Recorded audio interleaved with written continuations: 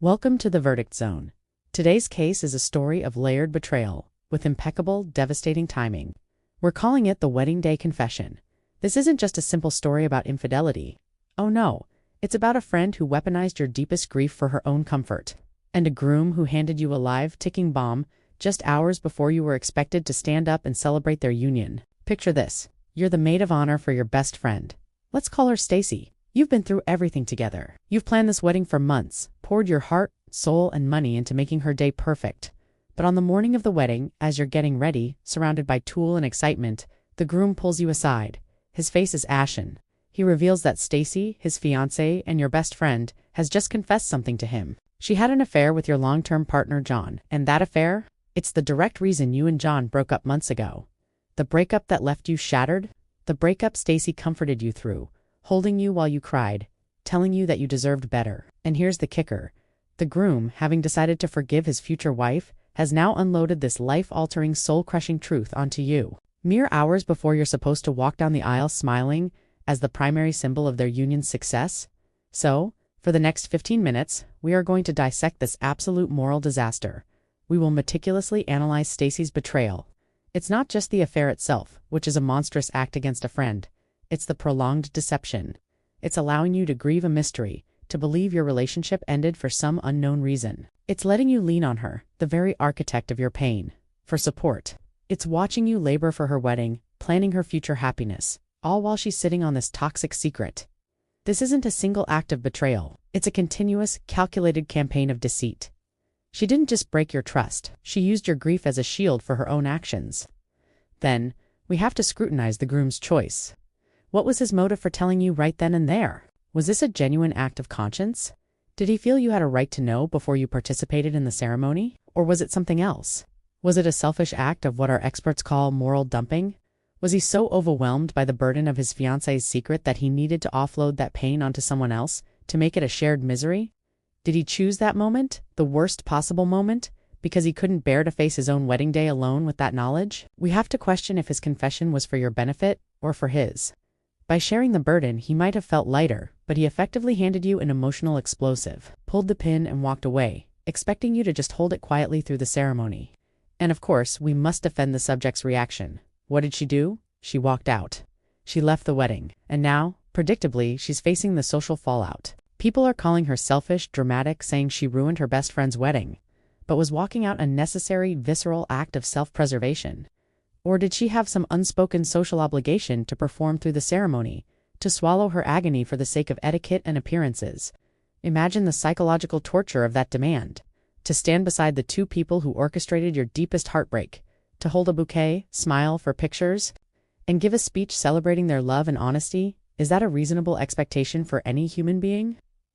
We've brought in experts to help us understand the profound complexities of this situation. I spoke with Dr. Anya Sharma, an ethicist who specializes in interpersonal obligations. She explains the concept of moral dumping in detail.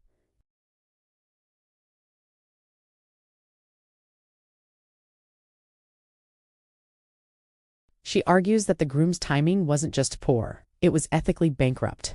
He prioritized his own emotional relief over the subject's fundamental well-being, effectively making her a casualty of his own marital crisis.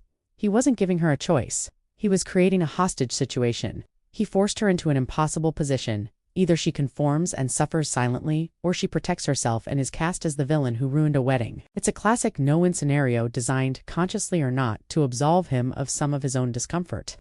Then, I consulted with Dr. Marcus Thorne, a clinical psychologist who specializes in trauma and betrayal.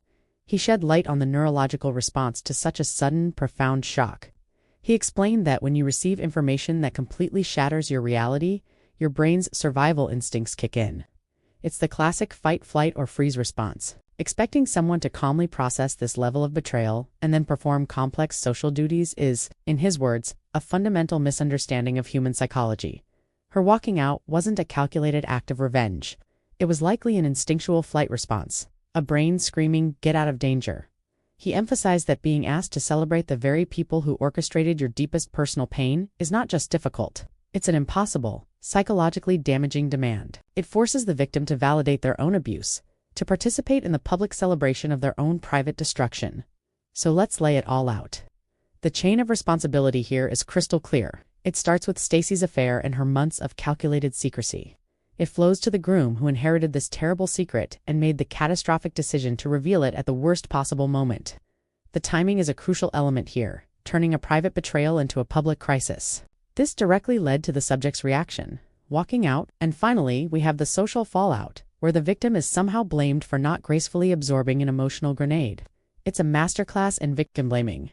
The people who created the mess are now pointing fingers at the person who refused to stand in the middle of it. She didn't ruin a wedding. The wedding was already ruined, its foundation built on a toxic secret. She simply refused to be a part of the facade. This entire dramatic scenario forces us to ask a fundamental question. When you are made an unwitting participant in someone else's lie, especially on a day that is supposed to be the ultimate celebration of trust and honesty, does your obligation to social etiquette completely dissolve? Does that betrayal free you to prioritize your own emotional and psychological survival above all else? Where is the line between social grace and self-annihilation? Navigating this kind of deep betrayal requires a community that understands nuance, a community that rejects simplistic judgments. If you believe in upholding boundaries even when it's hard, even in the face of profound personal violation, then you need to join this court.